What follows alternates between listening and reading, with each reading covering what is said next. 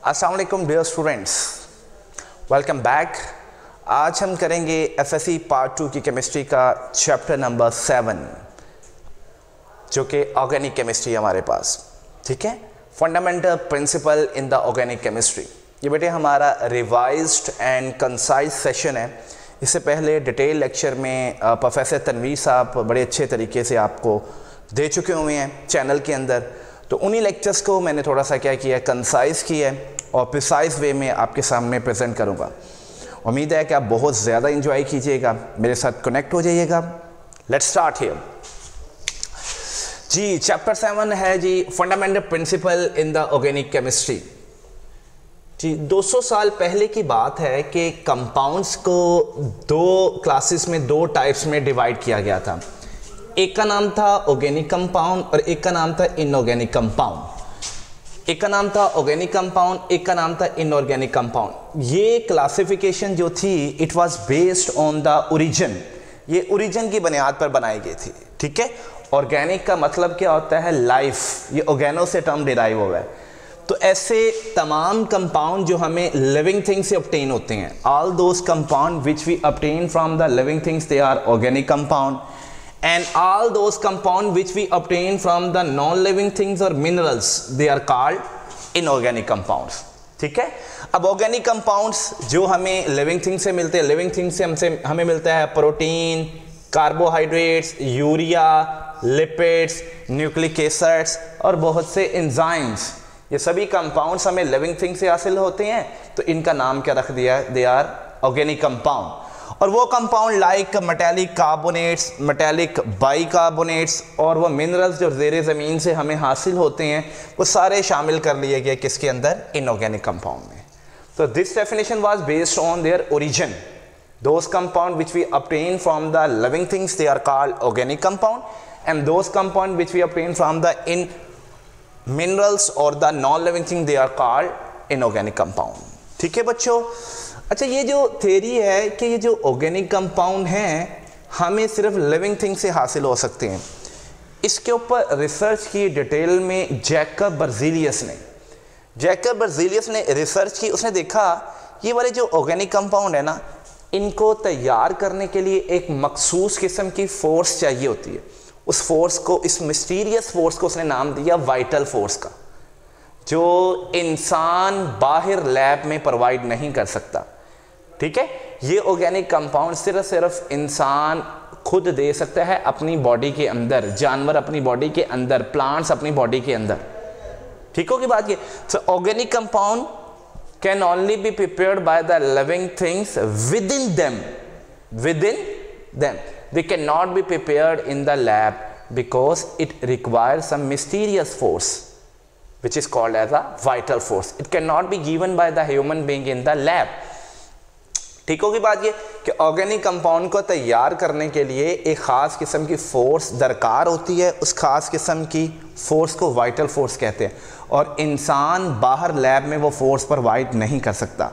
ये organic compound सिर्फ और सिर्फ जानदार बना सकता है, वो भी अपनी बॉडी के अंदर, ठीक है, बाहर नहीं बना सकता। अच्छा, ये कंसेप्ट जब डेवलप हुआ तो this concept was responsible for the development of a theory which is called vital force theory. इसी को वाइटलिज्म भी कहते हैं। इस थ्योरी के मुताबिक ऑर्गेनिक कंपाउंड सिर्फ और सिर्फ जानदार बना सकते हैं, और वो भी अपनी बॉडी के अंदर। जानदार या इंसान इसको लैब में बाहर तैयार नहीं कर सकते, क्योंकि इसको तैयार करने के लिए एक मिस्टीरियस फोर्स चाहिए जिसे हम वाइटल फोर्स कहते हैं, ठीक हो की बात। और ये वाइटल फोर्स सिर्फ और सिर्फ जानदार प्रोवाइड कर सकता है कुदरत के थ्रू अपनी बॉडी के अंदर, ठीक है। Organic compound can only be prepared by and within the living things. They can not be prepared in the lab because it requires some vital force which can only be provided by a living organism within them. This is called vital force theory. जब ये vital force theory पेश की जे बर्ज़ेलियस ने, उसके बाद वो scientist जो कि इनऑर्गेनिक कंपाउंड से ऑर्गेनिक कंपाउंड बनाने की तगदो में लगे रहे थे, वो रुक गए। उन्हें कहा, बाबा जी ने कह दिया जे बर्ज़ेलियस साहब ने कि ऑर्गेनिक कंपाउंड तैयार नहीं हो सकते लैब में खुद से, तो नहीं हो सकते, सब ने छोड़ दिया। फिर क्या हुआ? फिर एक साइंटिस्ट आए 1828 के अंदर, फ्रेडरिक वूलर। फ्रेडरिक वूलर जो था, he was too much interested to study the metallic और नॉन मेटालिक साइनाइड्स। वो क्या कर रहा है कि उसने एक दफ़ा अमोनियम साइनाइड एक इनऑर्गेनिक कंपाउंड तैयार किया। अब अमोनियम साइनाइड उसने कैसे तैयार किया? By the reaction of potassium cyanide with the ammonium chloride. जब उसने पोटाशियम साइनाइड को अमोनियम क्लोराइड के साथ ट्रीट किया तो अमोनियम साइनाइड एक इनऑर्गेनिक कंपाउंड हासिल हो गया, और साथ में KCl।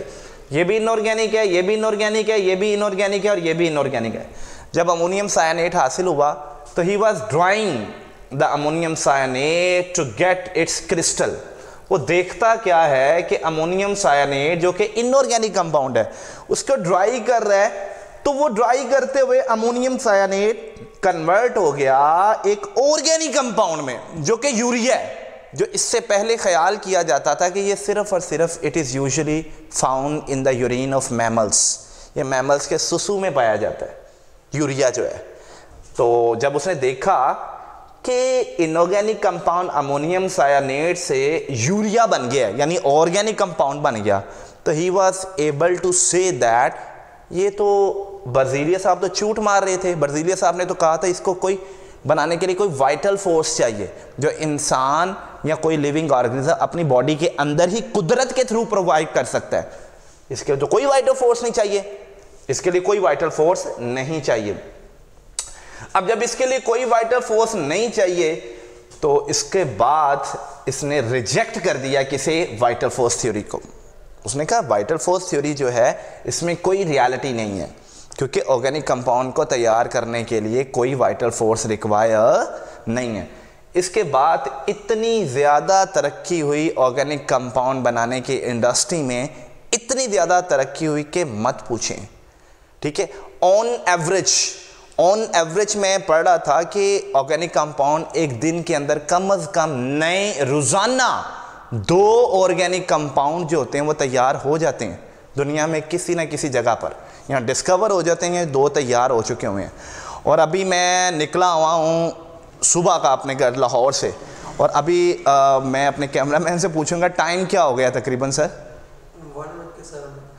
अच्छा जी, 1:07 हो चुके हैं और मैं 7 बजे का निकला हुआ। लगभग मुझे 6 घंटे यहाँ पर आए हुए हो गए हैं, 6 घंटे। तो करीब करीब एक कंपाउंड की दुनिया के किसी कोने में नया बन भी चुका हुआ है। तो इतनी तेज़ी से ऑर्गेनिक कंपाउंड की इंडस्ट्री में क्या आ रहा है, फ्लो आ रहा है।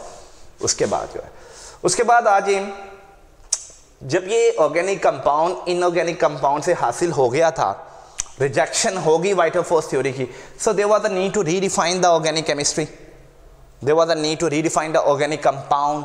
तो ऑर्गेनिक कंपाउंड को रीडिफाइन करने की क्या थी, ज़रूरत पेश आई। उसके बाद ऑर्गेनिक कंपाउंड का डिटेल एनालिसिस किया गया तो पता चला कि जो ऑर्गेनिक कंपाउंड होते हैं ना, इसमें कार्बन सबसे मेजर एलिमेंट है, कार्बन सबसे मेजर एलिमेंट है। और सिंपली पहले कह दिया गया study of the compounds of carbon, लेकिन बाद में देखा गया ये ज़रूरी नहीं है, कार्बन के साथ साथ हाइड्रोजन भी ज़रूरी है।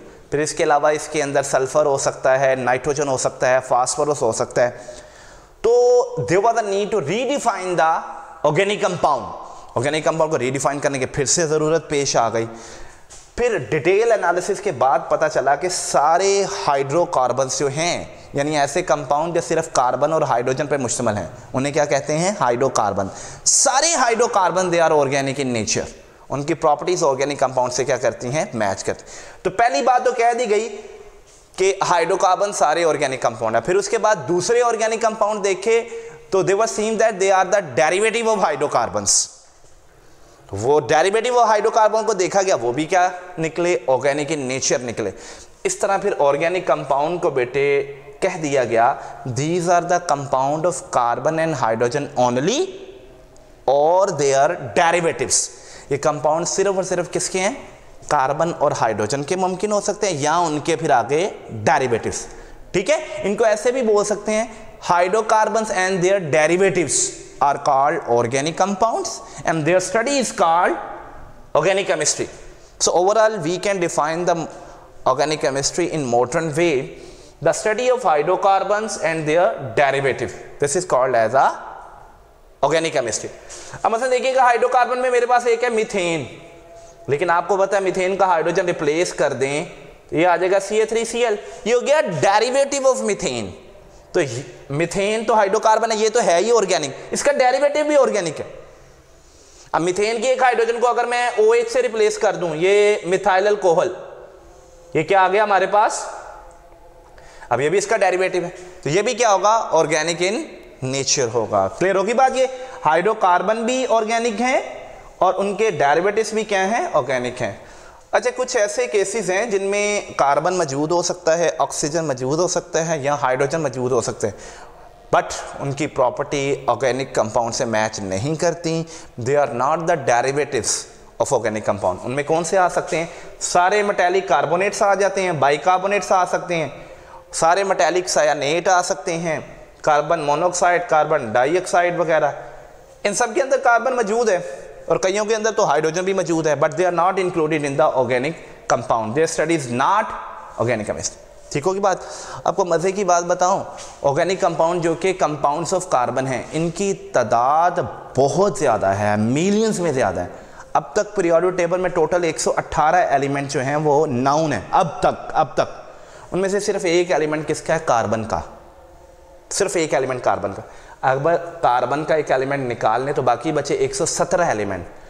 117 एलिमेंट्स के कंपाउंड्स दुनिया जहान से इकट्ठे कर लिए जाएं और अकेले कार्बन के कंपाउंड इकट्ठे कर लिए जाएं तो तब भी कार्बन के कंपाउंड ज़्यादा हैं, क्योंकि ऑर्गेनिक इन नेचर है ज़्यादातर। ठीक है, इतने ज़्यादा हैं कि कार्बन के कंपाउंड्स की एक अलग केमिस्ट्री बनाई हुई है जिसे हम क्या कह रहे हैं, ऑर्गेनिक केमिस्ट्री। और 117 एलिमेंट के कंपाउंड की एक अलग केमिस्ट्री है जिसे हम क्या कहते हैं, इनऑर्गेनिक केमिस्ट्री। तो ऑर्गेनिक केमिस्ट्री आपको पता चल गया, this is the study of hydrocarbons and their derivatives, और कुछ एक्सेप्शन केस भी डिस्कस कर लिए हमने। आगे बेटे ऑर्गेनिक कंपाउंड्स की ना कुछ फीचर्स हैं, उसमें फीचर नंबर 1 क्या है, peculiar nature of carbon. Carbon की पेक्युलियर नेचर। बेटे कार्बन की पेक्युलियर नेचर क्या है, एक शॉर्ट क्वेश्चन पेपर में आता है, कार्बन के कंपाउंड की तादाद बहुत ज़्यादा क्यों है, why carbon has a large variety and number of compounds, carbon के कंपाउंड्स की तादाद बहुत ज़्यादा क्यों है। लेट्स सी हियर बेटे कार्बन की एक प्रॉपर्टी होती है कि ये दूसरे कार्बन एटम के साथ ज्वाइन कर ना एक लंबी चेन बना सकते हैं। कार्बन की एक प्रॉपर्टी होती है, it has a tendency to link with other carbon atom to form a long chain. This self-linking property is called catenation. Carbon की इस प्रॉपर्टी को हम क्या कहते हैं, catenation. ठीक है, this catenation is actually responsible for such a large number and large variety of organic compound. ठीक है, carbon has a tendency to combine with other carbon atoms to form a long chain. This self-linking property of carbon is called as a catenation, and catenation is actually responsible for such a large variety and number of organic compound. But a carbon is also able to form a single bond with the carbon, double bond with the carbon and triple bond with the carbon. ये carbon double भी बना सकता है, single bond भी बना सकता है और ट्रिपल बॉन्ड भी बना सकता है। इसके अलावा carbon can also form a multiple bond with the oxygen, multiple bond with the nitrogen. ये सल्फर के साथ भी क्या कर सकता है, बॉन्ड बना सकता है। क्लियर होगी बात, स्टेबल बॉन्ड जी। ये हमारे पास आ गई peculiar nature of carbon, peculiar nature of carbon जी। बेटे दूसरी इसकी फीचर है जी हमारे पास नॉन आयनिक रिएक्शन। अब आपको पता है कि जो ऑर्गेनिक कंपाउंड्स होते हैं they are molecular in nature. अगर उनके मालिक्यूल है तो आयनिक कंपाउंड तो नहीं है, तो ये आयनिक रिएक्शन तो नहीं ना देंगे। ये कौन से रिएक्शन देते हैं, ये कौन से रिएक्शन देंगे, ये कोवलेंट कंपाउंड्स के रिएक्शन देते हैं। ठीक है, तो as organic compound are usually molecular in nature, so we say that they don't give the ionic reaction, क्योंकि आयनिक कंपाउंड तो नहीं है। ठीक होगी बात ये। फिर उसके बाद देखिएगा बेटे similarity in behaviour, similarity in behaviour. अब ऑर्गेनिक कंपाउंड की एक और बड़ी ज़बरदस्त फीचर है कि ऑर्गेनिक कंपाउंड में मखसूस फैमिलीज हैं जिनको हम क्या कहते हैं, होमोलोगस सीरीज, जिनको हम क्या कहते हैं, होमोलोगस सीरीज। मसलन अल्कीन एक होमोलोगस सीरीज है, अल्कीन एक होमोलोगस सीरीज है बाकायदा तौर पर, और अल्कोहल एक होमोलोगस सीरीज है। अब होमोलोगस सीरीज में क्या होता है, बट होमोलोगस सीरीज में एक जैसी प्रॉपर्टी वाले मेंबर्स तरतीबवार लिखे होते हैं, ठीक है। और होमोलोगस सीरीज के अंदर सैकड़ों कंपाउंड आ जाते हैं, एक सीरीज के अंदर, एक होमोलोगस सीरीज के अंदर सैकड़ों कंपाउंड आ जाते हैं, ठीक है। तो मेरे पास ऑप्शन होती है कि मैं चाहे तो इन सैकड़ों कंपाउंड का अलग अलग मुतालिया कर लूँ या एक होमोलोगस सीरीज की जनरल प्रॉपर्टी को स्टडी कर लूँ। जब मैं एक होमोलोगस सीरीज की जनरल प्रॉपर्टी को डिस्कस करूँगा, स्टडी करूँगा, उस सैकड़ों कंपाउंड का मुतालिया हो जाएगा। इस तरह हमारा स्टडी टाइम रिड्यूस हो जाएगा from million compound through the few homologous series. अब ये होमोलोगस सीरीज की एक एग्जांपल देते हैं। मसलन अल्केन का पहला मेंबर है मीथेन, दूसरा मेंबर है इथेन, तीसरा मेंबर है C3H8 प्रोपेन, चौथा मेंबर है C4H10, ठीक है। और इसी तरह एक अल्कोहल की भी मिसाल लेते हैं। मिथाइल अल्कोहल पहला मेंबर, इथाइल अल्कोहल दूसरा मेंबर, प्रोपाइल अल्कोहल तीसरा मेंबर और butyl alcohol.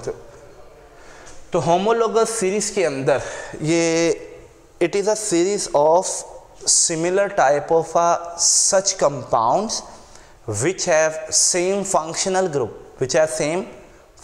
group and any two consecutive member of the series have a difference of CH2 अब कोई से भी दो मेंबर ले लें, चले ये और ये ले लेते हैं। CH4 में अगर CH2 ऐड कर दें तो क्या बनेगा पुत्र?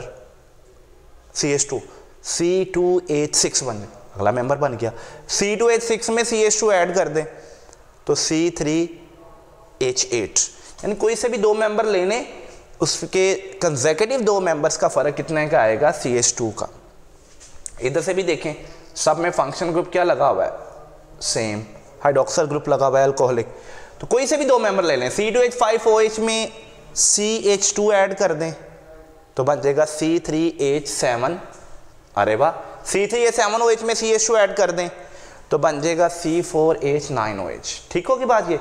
तो इसी तरह अल्कीन का भी ले सकते हैं हम, C2H4, C3H6, C4H8, कोई से भी दो मेंबर इसके भी ले लो।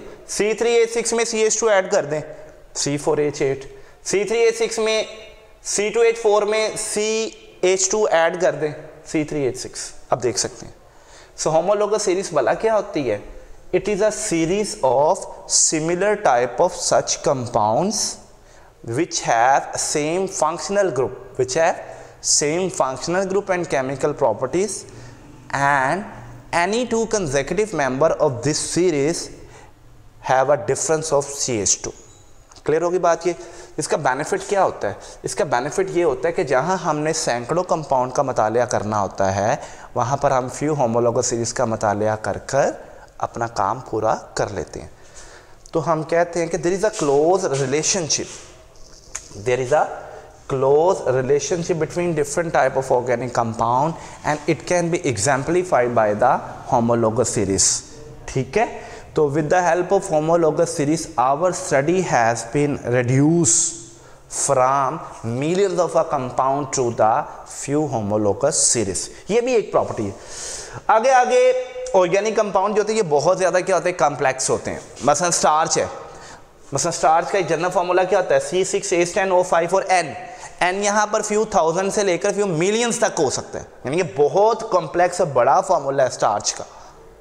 इसी तरह प्रोटीन से होते हैं, उनके फार्मूला देखिए, उनका भी मोलेकुलर मास कम से कम 10,000 होता है या 10,000 से ज़्यादा, यानी उसका भी स्ट्रक्चर क्या होगा? काफ़ी ज़्यादा कॉम्प्लेक्स होता है। यानी मेजॉरिटी जो ऑर्गेनिक कंपाउंड हैं they are too much complex, ठीक है। काफ़ी मैक्रो मॉलिक्यूल्स होते हैं, लार्ज होते हैं। इसके एग्जांपल हम स्टार से देख सकते हैं। उसके बाद आ जाए आइसोमरिज्म, ठीक है। Many organic compound show the phenomena of isomerism. Isomerism क्या होता है? The phenomena in which different compounds have same molecular formula but different structural formula, ठीक है। ऑर्गेनिक कंपाउंड्स जो हैं they may show the phenomena of isomerism. उसके बाद आ जाए सॉल्युबिलिटी। बट ऑर्गेनिक कंपाउंड ज़्यादातर नॉन पोलर हैं, तो ज़्यादातर organic compound are dissolve in non polar solvent like benzene, ether, carbon tetrachloride. लेकिन कुछ ऑर्गेनिक कंपाउंड हैं जिनमें OH ग्रुप की मौजूदगी बिना पर, NH ग्रुप की मौजूदगी की बिना पर, कार्बोक्सिल ग्रुप की मौजूदगी की बिना पर पोलैरिटी क्रिएट हुई होती है, पोलैरिटी क्रिएट हुई होती है, जिसकी वजह से they are able to form hydrogen bond with the water. So वो पानी में डिज़ोल्व हो जाते हैं। बकिया मेजॉरिटी ऑर्गेनिक कंपाउंड जो होते हैं they are soluble in non polar solvent like benzene, ether. उसके बाद आ जाए रेट ऑफ रिएक्शन। बटे ऑर्गेनिक कंपाउंड्स के जो रिएक्शन की स्पीड होती है या रेट होता है वो बड़ा स्लो होता है as compare to the ionic compound reaction. वजह, आयनिक कंपाउंड के जो रिएक्शन होते हैं ना बेटे, ये सोल्यूशन फॉर्म में होते हैं। जब वो सोल्यूशन फॉर्म में होंगे तो उनके आयनिक बॉन्ड ऑलरेडी क्या होंगे, टूटे होंगे। लुक एट हियर, ये मेरे पास सिल्वर नाइट्रेट है सोल्यूशन फॉर्म में, तो ऑफ कोर्स इसमें सिल्वर आयन और नाइट्रेट आयन आपस से जुदा होंगे। ये सोडियम क्लोराइड है, इसमें सोडियम आयन और क्लोराइड आपस में क्या होंगे, जुदा होंगे। जब इनके सोल्यूशन को मैं रिएक्ट करवाऊंगा फ़ौरन से पहले सिल्वर और Cl मिलकर वाइट PPT बना देंगे AgCl के, और साथ में सोडियम आयन वैसे ही आ जाएगा, नाइट्रेट आयन वैसे ही आ जाएगा। ठीक है बच्चों।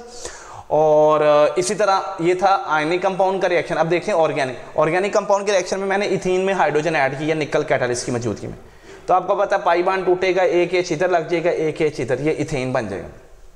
ये क्या बन गया आपके पास, इथेन बन गया। अब ये जो इथेन बन गया आपके पास, अब देख सकते हैं इसमें रिएक्टर में पहले पुराने बॉन्ड टूटने हैं, फिर जाके तो नए बॉन्ड बनने हैं। They will take a time, they will take a time. जबकि आयनिक कंपाउंड के रिएक्शन में older bonds are already broken down, just new bond has to establish, has to develop. So ionic compound reaction will takes place within no time, जबकि organic compound के reaction का rate क्या होगा, काफ़ी slow होगा। आगे बढ़े आ जाता है ऑर्गेनिक कंपाउंड की इम्पोर्टेंस, ऑर्गेनिक केमिस्ट्री की इम्पोर्टेंस। बट ये बहुत ही मुश्किल है कि हम ये बात ना कहें कि जी ऑर्गेनिक कंपाउंड के बगैर गुजारा है। ऑर्गेनिक कंपाउंड जो होते हैं they are too much important. Almost किसी भी लिविंग ऑर्गेनिज्म के अंदर जितने भी रिएक्शंस हो रहे हैं they are organic in nature, क्योंकि उसमें जो लाइफ मॉलिक्यूल इन्वॉल्व हैं कौन से हैं, protein, carbohydrates, lipids, nucleic acid, enzyme, all are organic in nature. ठीक है, almost all reaction which are taking place in the living organism are organic in nature. इसका मतलब बहुत ज़्यादा ज़रूरी है। और ऐसा लगता है we have become dependent upon the organic compounds. ऐसा लगता है कि हम ऑर्गेनिक कंपाउंड के मुकम्मल तौर पर इन्हसार कर रहे हैं अपने फूड के लिए, ठीक है, अपनी मेडिसिन के लिए, अपनी क्लॉथिंग के लिए। अब मेजॉरिटी मेडिसिन जो होती हैं वो सारी क्या होती है, ऑर्गेनिक इन नेचर होती है, मेजॉरिटी। ठीक है, फूड हम जो खाना खाते हैं वो कार्बोहाइड्रेट से इनरिच्ड होते हैं, ये क्या है, ऑर्गेनिक है। विटामिन C ये क्या है, ऑर्गेनिक है। ठीक है ना। इसी तरह क्लॉथ्स जो है हमारे पास, वूल है, सिल्क है, they are organic in nature. इसके अलावा ऑर्गेनिक कंपाउंड का बहुत ज़्यादा यूज़ किया बहुत सी इंडस्ट्रीज़ में। Organic compound can also be use as a preservatives. Preservative क्या होता है, these are the compound which are use to preserve the food. ये ऐसे कंपाउंड है जो खाने को क्या करते हैं, महफूज करते हैं। प्रिजर्वेटिव सारे क्या है, मेजॉरिटी ऑर्गेनिक इन नेचर है। ठीक है, पॉलिश, शू पॉलिश जो होती है, वार्निश, फर्नीचर पॉलिश जो होती है, ये क्या है, ऑर्गेनिक इन नेचर है। सारी मेडिसिन इंडस्ट्री वो भी क्या है, ऑर्गेनिक इन नेचर है। तो ये सारे कंपाउंड्स जो हैं ऑर्गेनिक इन नेचर है। तो ऐसा लग रहा है, बल्कि sure we have become dependent on the organic chemistry. ठीक है बच्चों, लीजिए नेक्स्ट लेक्चर हमारा आ जाता है क्वैकिंग। क्वैकिंग किसे कहते हैं, cracking is also called as the pyrolysis. Pyrolysis भी इसे कहा जाता है। अब क्वैकिंग का लफ्जी मतलब भला क्या होता है, हायर हाइड्रोकार्बन का लोअर हाइड्रोकार्बन में टूटना। ठीक है, हायर हाइड्रोकार्बन वो जिसमें कार्बन एटम्स की तादाद ज़्यादा होती है, लोअर हाइड्रोकार्बन वो जिसमें कार्बन एटम्स की तादाद कम होती है। तो सिंपली हम कहते हैं क्रैकिंग को breakdown of higher hydrocarbons into lower hydrocarbons. Breakdown of higher hydrocarbon into lower hydrocarbon is called cracking. More appropriately बोलना है तो breakdown of higher hydrocarbon having high boiling point into lower hydrocarbon having low boiling point, that is called cracking. अब ऐसा देखिएगा मेरे पास C16H34 है, हेक्साडिकेन। बेटे जब इसे टेम्परेचर मिलता है 700 तो हेक्साडिकेन C16H34 टूट जाता है किसके अंदर, हेप्टेन के अंदर। This is heptane. 3 molecule ethene के और 1 मॉलिक्यूल परवीन का, बोले तो प्रोपीन, ठीक है। ये हेप्टेन, इथीन और प्रोपीन। तो ये हमारे पास हेक्साडेकेन है जो कि टूट रहा है छोटे मॉलिक्यूल्स में, ठीक है। ये हायर हाइड्रोकार्बन है और ये सारे क्या हैं, लोअर हाइड्रोकार्बन है। This is cracking, breakdown of higher hydrocarbon into lower hydrocarbon, या breakdown of higher hydrocarbon having high boiling point into the lower hydrocarbon having low boiling point. This is called as a cracking. अब cracking की 3 type हमने लिखी है यहाँ पर, अगर आपको नजर आ रहा है। थर्मल क्रैकिंग है, कैटालिटिक क्रैकिंग है और स्टीम क्रैकिंग है। Let's see here thermal cracking क्या है। अच्छा, पहला पार्ट इनका तीनों का सेम है, यानी इसमें भी क्या होगा, this is a breakdown of higher hydrocarbon into lower hydrocarbon. ये भी क्या है, breakdown of higher hydrocarbon into lower hydrocarbon. ये भी क्या है, breakdown of higher hydrocarbon into lower hydrocarbon. लेकिन इसमें क्या होता है, ये है breakdown of higher hydrocarbon into lower hydrocarbon at sufficiently high temperature and pressure. At sufficiently high temperature and pressure. ये क्या है, breakdown of higher hydrocarbon into lower hydrocarbon at low temperature and low pressure in the presence of suitable catalyst. वो suitable catalyst इसमें कौन सा है, ज्यादातर silica और एल्यूमिना का मिक्सचर एट 2 atm प्रेशर। और ये क्या है, it is also a breakdown of hydrocarbons. लेकिन ये ब्रेकडाउन ऑफ हाइड्रोकार्बन्स क्या है, इसमें हम क्या करते हैं कि जो हाइड्रोकार्बन्स होते हैं ना, उसको वेपर फेज में मिक्स किया जाता है, किसके साथ, स्टीम के साथ 900 डिग्री सी पर। फिर उसको इमीडिएटली कूल कर लिया जाता है। जब कूल करते हैं तो हायर हाइड्रोकार्बन टूट जाता है लोअर हाइड्रोकार्बन में। सो मैं प्रॉपरली एक बार इनको बोल देता हूँ। थर्मल क्रैकिंग क्या होता है, the breakdown of higher hydrocarbon into lower hydrocarbon at sufficiently high temperature and pressure. Catalytic cracking क्या है, breakdown of higher hydrocarbon into lower hydrocarbon at low temperature and low pressure in the presence of suitable catalyst like SiO2 plus Al2O3. This is called catalytic cracking. Steam cracking क्या है, breakdown of higher hydrocarbon into lower hydrocarbon by mixing the vapors of higher hydrocarbon with the steam at 900 degree C and immediately cooling it. This is called steam cracking. अब बेटे इनकी importance साथ attach कर देनी है कि thermal cracking जो होती है ये खास तौर पर अनसैचुरेटेड हाइड्रोकार्बन ऑब्टेन करने के लिए हासिल की जाती है। कैटालिटिक क्रैकिंग जो है ये फ्यूल की क्वालिटी या फ्यूल का ऑक्टेन नंबर हाई करने के लिए, इम्प्रूव करने के लिए यूज़ की जाती है। और steam cracking is also used to obtain lower unsaturated hydrocarbons. सवाल ये उठता है कि why is there a need of cracking. This is a short question also. Why is there a need of cracking? क्रैकिंग की ज़रूरत क्यों पेश आई? जी बच्चों, आपको याद होएगा ऐसे तमाम कंपोनेंट्स जो कि पेट्रोलियम की फ्रैक्शनल डिस्टिलेशन से हासिल होते हैं, उन तमाम कंपोनेंट्स को कहते हैं पेट्रोलियम फ्रैक्शंस। क्या कहते हैं? All those components which we obtain from the fractional distillation of petroleum, they are called petroleum fractions. ठीक होगी बात ये। उन फ्रैक्शन में से एक फ्रैक्शन है गैसोलीन यानी पेट्रोल यानी फ्यूल। एक फ्रैक्शन कौन सी है? गैसोलीन यानी पेट्रोल। यानी गैसोलीन या पेट्रोल जो हमें पेट्रोलियम की फ्रैक्शनल डिस्टिलेशन से हासिल होता है वो पूरी दुनिया की ज़रूरियात का सिर्फ 20% है। यानी पूरी दुनिया में अगर 100% पेट्रोल या गैसोलीन इस्तेमाल हो रहा है उसमें से 20% सिर्फ कहाँ से आता है? By the fractional distillation of petroleum. बाकी 80% कैसे आता है? 80% कैसे आता है? तो 80% बकिया हासिल करने के लिए हमें एक प्रोसेस करना पड़ता है which is called as a cracking. So we can say the gasoline or fuel which we obtain by the fractional distillation of petroleum is only 20% of the world requirement, but due to its high demand of gasoline की high demand है ना, the surplus amount of less desirable petroleum fraction are converted into the petrol or gasoline by a process which is called cracking. ठीक है बच्चों, वो वाला petrol या gasoline जो हम पेट्रोलियम की फ्रैक्शनल डिस्टिलेशन से हासिल करते हैं वो मुल्क की नहीं बल्कि दुनिया की ज़रूरियात का सिर्फ 20% होता है। तो फिर क्या किया जाता है, जो पेट्रोलियम की लेस डिज़ायरेबल पेट्रोलियम फ्रैक्शन हैं उनको फिर क्रैकिंग के ज़रिए कन्वर्ट किया जाता है गैसोलीन के अंदर। और लेस डिज़ायरेबल पेट्रोलियम फ्रैक्शन कौन सी हैं? उनमें कैरोसिन ऑयल है, मिट्टी का तेल, और गैस ऑयल है। ठीक हो की बात ये क्रैकिंग। अच्छा क्रैकिंग जो है ना, ऑक्टेन नंबर हाई करने के अलावा it is also use to obtain many by products which are use in the industries. वो बाई प्रोडक्ट कौन से? इथीन है, प्रोपीन है, ब्यूटीन है, फिर आगे इनको प्रोसेस करके आप एल्डिहाइड अल्कोहल्स भी तैयार कर सकते हैं, ठीक है, जो आगे इंडस्ट्री में इस्तेमाल हो सकती है, ठीक है। वैक्स इंडस्ट्री में मोम शोम जहाँ पर बनती है वहाँ पर इसका यूसेज है, और फार्मेसी के अंदर इसका यूसेज है, बहुत सी मेडिसिन बनाने में इसका यूसेज है, ठीक होगी बात ये। ले जी बेटे, नेक्स्ट हमारे पास आ जाता है टॉपिक हमारा मेजर रिफॉर्मिंग का। अब ये रिफॉर्मिंग क्या आता है, लेकिन रिफॉर्मिंग के टॉपिक को पढ़ने से पहले हम नॉकिंग को देखेंगे और ऑक्टेन नंबर को देखेंगे। ये नॉकिंग क्या होती है बेटे? वो वाला पेट्रोल या वो वाला गैसोलीन जो हम पेट्रोलियम की फ्रैक्शनल डिस्टिलेशन से हासिल करते हैं वो ज़्यादा अच्छी क्वालिटी का नहीं होता, ठीक है। जब भी इंजन, इंटरनल कंबस्टन इंजन में कंबस्टन का अमल शुरू होता है, जलने का अमल शुरू होता है इंटरनल का, तो सबसे पहले क्या होता है? स्पार्क प्लग फायर होता है, प्लग लगा होता है, वो पहले फायर होता है, स्पार्किंग होती है, उसके बाद कंबस्टन का अमल शुरू होता है। This is a regular routine of the combustion in the internal combustion engine.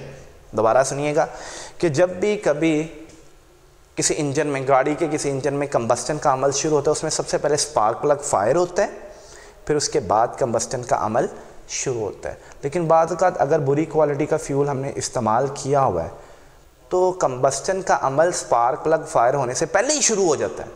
जब कंबस्टन का अमल स्पार्क प्लग फायर होने से पहले ही शुरू हो जाए, उस वक्त गंदी आवाज़ें प्रोड्यूस होती हैं, मेटालिक साउंड्स प्रोड्यूस होते हैं। उन मेटालिक साउंड्स को हम क्या कहते हैं? नॉकिंग। क्या कहते हैं? नॉकिंग कहते हैं। तो knocking can be defined as a sharp metallic sound which is usually produced when a bad or low quality of fuel is burned in the internal combustion engine. That metallic sound is called as a knocking. वो वाली metallic sound जो उस वक़्त produce होती है जब बुरी quality का फ्यूल इंटरनल कंबस्टन इंजन में जलता है, उस मेटालिक साउंड को हम क्या कहते हैं? नॉकिंग, ठीक है बच्चों। उसके बाद देखिएगा, ये नॉकिंग की असल वजह क्या है? Burning of a bad fuel. अब बैड फ्यूल या गुड फ्यूल, ठीक है, पुअर फ्यूल या गुड फ्यूल, ये किससे डिसाइड होगा? ये बेटे फ्यूल की क्वालिटी जो है, it is checked in term of octane number. Fuel की क्वालिटी किससे चेक होती है? ऑक्टेन नंबर से। अब ऑक्टेन नंबर क्या बला है? अब फ्यूल की क्वालिटी, किसी भी चीज़ की क्वालिटी चेक करनी हो तो उसको हम स्टैंडर्ड से कंपेयर करते हैं। किससे कंपेयर करते हैं? स्टैंडर्ड। अब फ्यूल की क्वालिटी चेक करने के लिए पहले मकसद क्या था? एक स्टैंडर्ड बनाना। तो उस स्टैंडर्ड के तहत आइसो ऑक्टेन, जिसे 2,2,4 ट्राई मिथाइल पेंटेन भी कहते हैं, उसको पहले जलाया गया। तो वो टेस्ट इंजन के अंदर बड़ा स्मूथली बर्न हुआ as a fuel, 2,2,4 tri methyl pentane, जिसको आइसो ऑक्टेन भी कहते हैं। तो आर्बिट्रेरली, बगैर किसी रीज़न के, जो 2,2,4 ट्राई मिथाइल है उसको कह दिया गया कि उसका ऑक्टेन नंबर कितना है? G100। इसके मद्दे मुकाबल एन हेप्टेन को जब इंटरनल कंबस्टन इंजन में, टेस्ट इंजन में जलाया गया, तो इसने बड़ी ज़्यादा नॉकिंग प्रोड्यूस की और आर्बिट्रेरली कह दिया गया कि इसका ऑक्टेन नंबर कितना है? 0। नॉकिंग से जज किया ना। 2,2,4 ट्राई मिथाइल पेंटेन में मिनिमम नॉकिंग प्रोड्यूस की, तो एम ही इसका आर्बिट्रेरली इसको एज अ स्टैंडर्ड चुनकर इसका ऑक्टेन नंबर 100 कंसीडर कर लिया गया, और एन हेप्टेन ने मैक्सिमम नॉकिंग प्रोड्यूस की, तो इसका ऑक्टेन नंबर 0 कंसीडर कर लिया गया। कीप इन माइंड हियर कि एफिशिएंसी ऑफ अ इंजन ये नॉकिंग पे डिपेंड करती है। नॉकिंग अगर ज़्यादा हो रही है तो एफिशिएंसी ऑफ इंजन क्या होगी? कम होगी। यानी एफिशिएंसी ऑफ इंजन और नॉकिंग में इन्वर्स रिलेशन है। नॉकिंग जितनी कम होगी, इंजन उतना एफिशिएंट रहेगा, लंबे अरसे तक रहेगा, और नॉकिंग जितनी ज़्यादा होगी, इंजन की एफिशिएंसी उतनी ही क्या हो जाएगी? कम होना शुरू। तो ये बड़ा नुकसानदेह है नॉकिंग जो है। तो नॉकिंग जो क्वालिटी फ्यूल की फर्दर ऑक्टेन नंबर में हम एक्सप्लेन कर रहे हैं, वो हमने चेक कर लिया। अब देखा ये गया कि ऐसी क्या वजह है कि ये क्यों है। अब इसको आगे क्या बनाना था? स्टैंडर्ड। इसको चुन, इनके मिक्सचर को स्टैंडर्ड चुन लिया गया। मसलन पहले जी आइसोक्टेन 70% मिक्स किया 30% एनहेप्टेन में, फिर उसकी इस मिक्सचर को टेस्ट इंजन में डाला, यानी 70% आइसोक्टेन और 30% एनहेप्टेन का मिक्सचर लेकर इसको as a fuel test engine में डालकर माइलेज चेक की गई और नॉकिंग चेक की गई। तो नॉकिंग को ज़ाहिर करने के लिए मेरे पास कोई चीज़ नहीं है, तो मैंने इसको एरर साइन से ज़ाहिर किया। फ़र्ज़ करें इन दोनों के मिलने से इतनी नॉकिंग प्रोड्यूस हुई, सपोज्ड है, तो नॉकिंग ये रिकॉर्ड कर ली गई, ये नॉकिंग क्या कर ली गई, रिकॉर्ड, और कह दिया गया कि जी इसका ऑक्टेन नंबर कितना है 70, जो कि सिर्फ किसकी परसेंटेज है, आइसोक्टेन। फिर एक और मिक्सचर लिया गया जिसमें 80% आइसोक्टेन लिया गया, 20% एनहेप्टेन, इसको टेस्ट इंजन में डाल के चेक की गई नॉकिंग, तो इसका रिकॉर्ड ये निकला, इसकी नॉकिंग कितनी निकली और इसको ऑक्टेन नंबर कितना असाइन कर दिया गया, 80। फर्ज करें 92% क्या लिया गया, आइसोक्टेन, और 8% लिया गया एनहेप्टेन। इसको जब टेस्ट इंजन में डाल के चेक किया गया तो इसने नॉकिंग इतनी प्रोड्यूस की, इसने नॉकिंग इतनी प्रोड्यूस की, ये भी रिकॉर्ड कर ली गई, इसका ऑक्टेन नंबर 92। 60% आइसोक्टेन और 40% एनहेप्टेन को जब टेस्ट इंजन में डाल के चेक किया गया तो इसने नॉकिंग लेट करें इतनी प्रोड्यूस की, ये बहुत कम है, बुरी कॉल, तो ये इसका ऑक्टेन नंबर ये। अब इस तरह different composition, different percentage isooctane और एनहेप्टेन की ले लेकर ना उनकी नॉकिंग, माइलेज, फ्यूल की रिकॉर्ड कर ली गई। ठीक होगी बात ये। अब ये हमारे पास क्या हो गया, एक स्टैंडर्ड सेट हो गया। अब कोई नया फ्यूल आया है, उसकी मुझको चेक करना है कि ऑक्टेन नंबर क्या है, क्वालिटी क्या है, तो क्या करना है, उस नए फ्यूल को भी आपने क्या करना है, टेस्ट इंजन में डालना है। टेस्ट इंजन में डालकर उसकी जो नॉकिंग आए, जो माइलेज आए, उसे रिकॉर्ड कर लेना। जब उसकी नॉकिंग जो निकली है उसको फिर हमारे जो स्टैंडर्ड हमने रिकॉर्ड किया उससे कंपेयर कर, फर्ज करें उसकी नॉकिंग निकली है इतनी, तो बच्चों जरा मुझे बताओ कि उसका ऑक्टेन नंबर क्या होगा। तो आपको पता है कि आपके रिकॉर्ड में नॉकिंग इतनी के लिए ऑक्टेन नंबर कितना होता है, 80। आप कहेंगे 80। अब मुमकिन है कि उस फ्यूल में आइसोक्टेन और एनहेप्टेन का मिक्सचर हो, और मुमकिन है कि उस फ्यूल में आइसोक्टेन और एनहेप्टेन का मिक्सचर ना हो, बट चूंकि उसकी नॉकिंग इस नॉकिंग से मैच कर गई है जो हमारे रिकॉर्ड में है, जो हमारा स्टैंडर्ड है, तो उसको आपने 80 ही कहना है ऑक्टेन।